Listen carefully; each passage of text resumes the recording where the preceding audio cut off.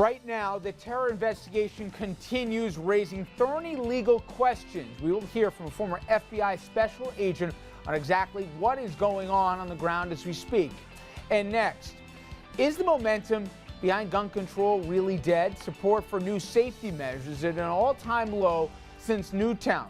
Where did all that momentum and the inertia go?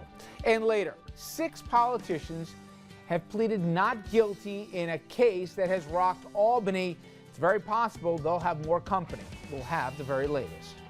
Good evening, everybody, and welcome to RFL. I'm Richard French. Thanks so much for joining us this Tuesday evening, April 23rd. Well, the terror investigation that has captivated not just the country but the world, it continued today as one of Boston's own was laid to rest. Let's bring in Andrew Whitman, who's got more.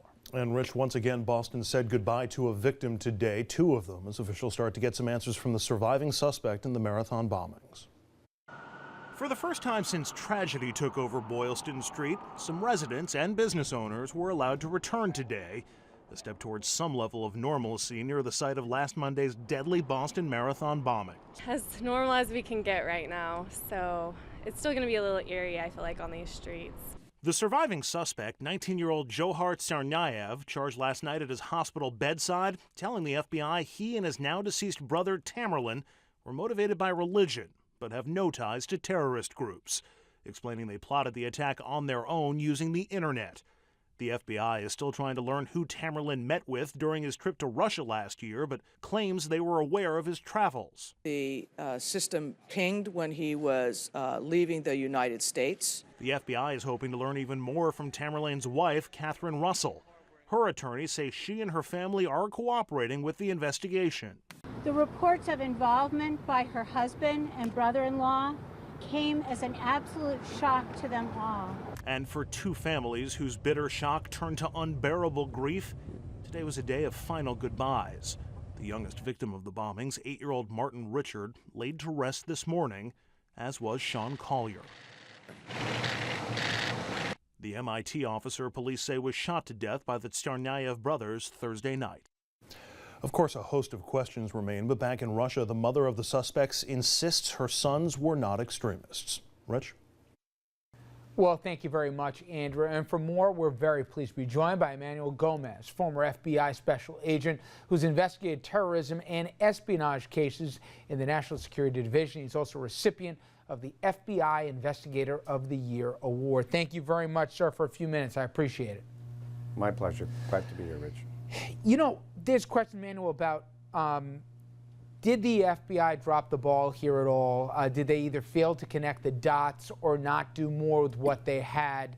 You've seen at least some of the preliminary findings and the heads up that we got going as far back as 2010 from the Russian government saying, among other things, that Tsarnaev had been identified as a follower of radical Islam and a strong believer. They told the feds that he had changed drastically since 2010 and was prepping to leave the U.S. to join unspecified underground groups.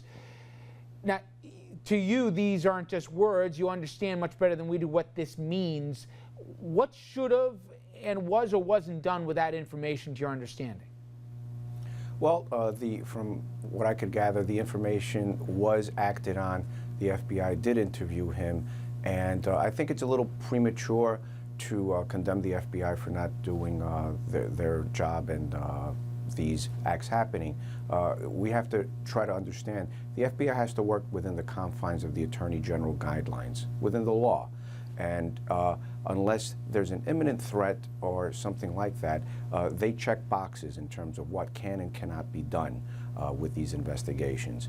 My understanding is they did what they had to do and didn't find he didn't raise to the level of threat that would demean a full-blown investigation. That being said, the problem that I have, and again, this is premature and it's still coming out, is once he went overseas and he came back, did they follow through? Because that would have been a huge red flag for me in terms of, here you got a guy who we already know the Russians are saying he's somebody that we should look at.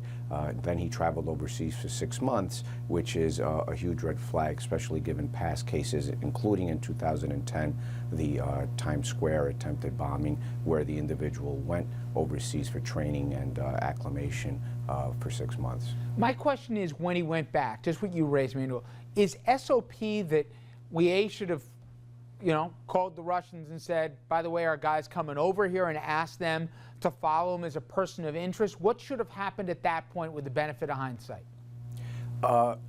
In my opinion, they should have definitely contacted the Russians, say, hey, the guy that you handed off to us, he's back over there. Could you please keep a lookout on him and let us know any and all intelligence that you gathered, or what his activities, who he's meeting, is he being radicalized? And apparently that's exactly what happened. And I don't know, but apparently we didn't reach out to our counterparts in the former Soviet Union to check to see exactly what he was doing while he was there.